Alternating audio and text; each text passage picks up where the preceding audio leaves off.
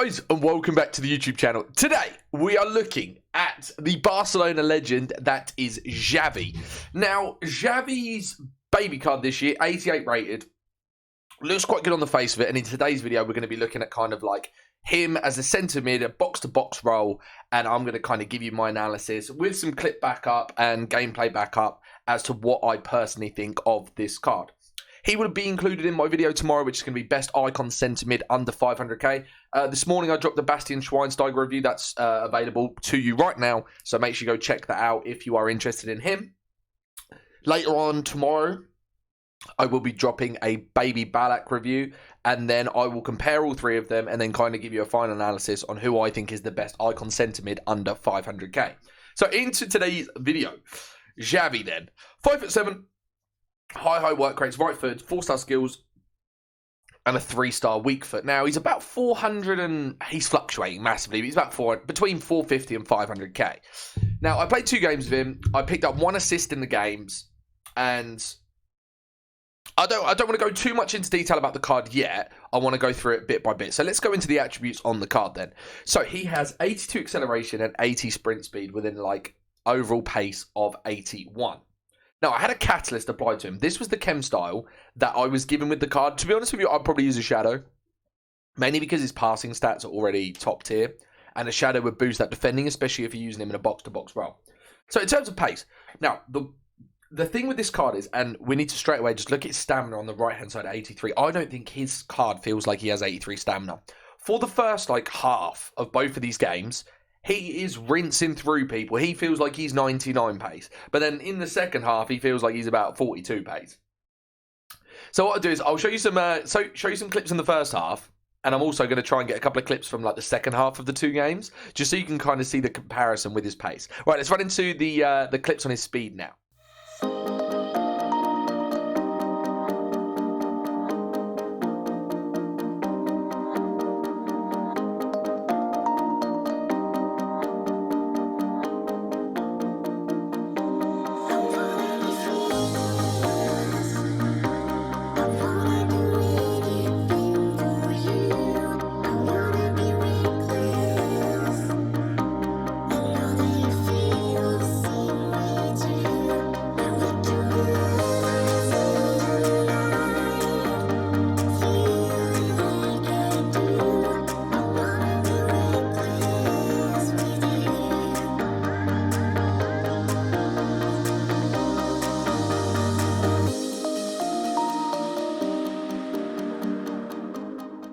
So as you can see, at the start of the games, he's explosive.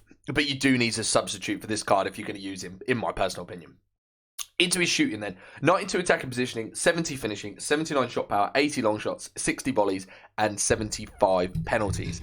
Now, I would agree that his shooting is not particularly pleasant. I had a chance, which you'll see in the clips, where I'm literally at the perfect angle. I've shot cancelled the defender. He's moved out the way. And all I need to do is literally put it anywhere. Like, anywhere on target, he literally hits it wide from about 4 yards. I took some shots from the edge of the area. His weak foot is horrific. I tried to just kind of test out his 3-star weak foot. I did think, like, with, like, the prowess behind Xavi. I know he doesn't have the finesse shot trait, which we will go into later as well. But I just thought he'd at least be able to put on target. He's fluffing shots from, like, 10 yards. And that's just not for me. I mean, as my box-to-box as well. The fact that this Xavi card doesn't have particularly good defending either kind of puts me off a little bit. His shooting's not good, and his defending's not good. It kind of just leaves him in the middle of just passing and dribbling. Anyway, into some clips of his shooting then.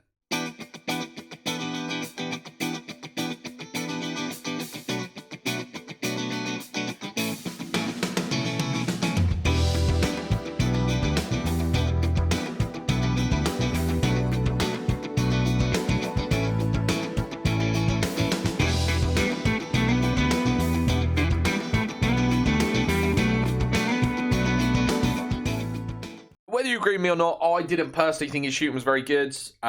If you guys have a different experience of this card in terms of shooting in front of goal, please let me know, because I'm very interested in maybe I'm using the card incorrectly. I really don't know. Down to his passing. Now, on the face of it, look at this card. 92 vision, 84 crossing, 8 free kick accuracy, 92 short passing, 89 long passing, and 82 curve. Right. How do I go about this? His passing was phenomenal, but it was inconsistent. Now, I don't really understand where the inconsistency is coming from. However, this card was really inconsistent. Maybe it's just when I was rushing. In both the games I played with Xavi actually went to extra time. So there probably were points where I was rushing, and maybe that's why the passes were going astray.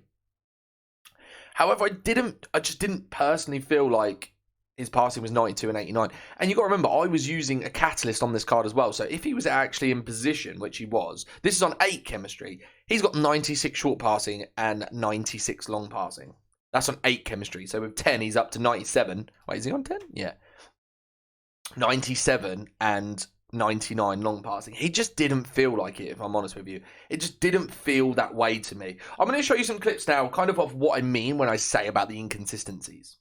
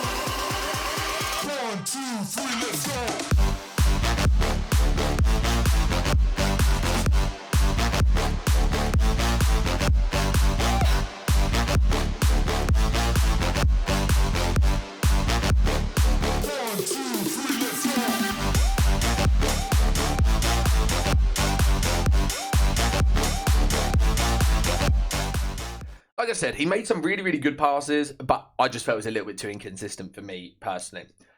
Into his dribbling, 84 agility, 91 balance, 90 reactions, 93 ball control, 84 dribbling, and 92 composure. I feel like the stats are better than the card plays. And that's just from a personal point of view. Obviously, I played him for a couple of games. I played with him for a couple of games.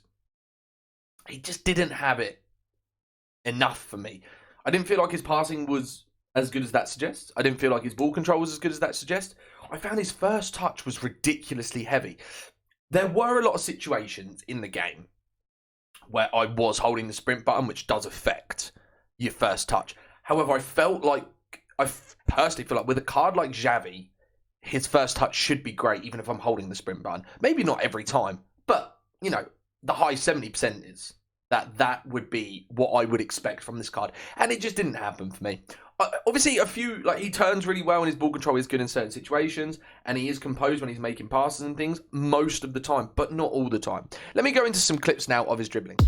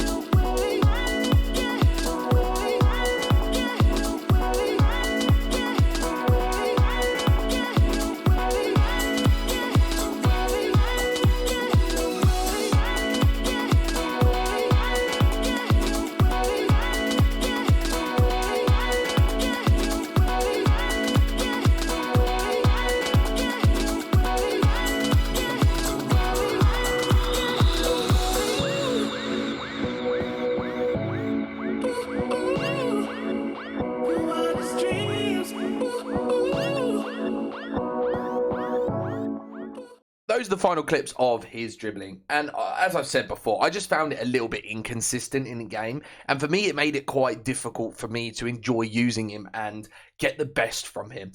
Like I said, maybe it's going to be the case of you need somebody like Kante next to this Xavi card. And you basically use Xavi as like a free roam. I personally think Xavi might be better in like a 3 midfielder formation where he's got more space and time because he's got 2 other centre midfielders with him. Maybe instead of like a 4-4-2 formation that I ran him in. Now, in terms of his defending stats, they're not particularly great. He didn't do much defensively, so I don't really have many clips there. And obviously, his physical stats aren't particularly great either. 83 stamina, 60 strength, 50 aggression. Just wasn't fully there. So those are going to be the final clips on the dribbling side of things. I don't really have much on his defending. He did make a few interceptions and things like that. But other than that, there wasn't specific moments where he's, really helped out with the defense. Now, in terms of player traits, he has the playmaker, the outside the foot shot trait, and the team player. Right, I'm going to run into the final analysis on Xavi then before I kind of go into my opinion. Final analysis time. Now, Xavi's best position for me is going to be in the centre mid role. You could probably use him further up the pitch, but his shooting's not very good. So he kind of lacks that. If you want to play him further back, he doesn't have the defensive stats. If you want to play him further forward, he doesn't have the attacking stats. It's really quite irritating.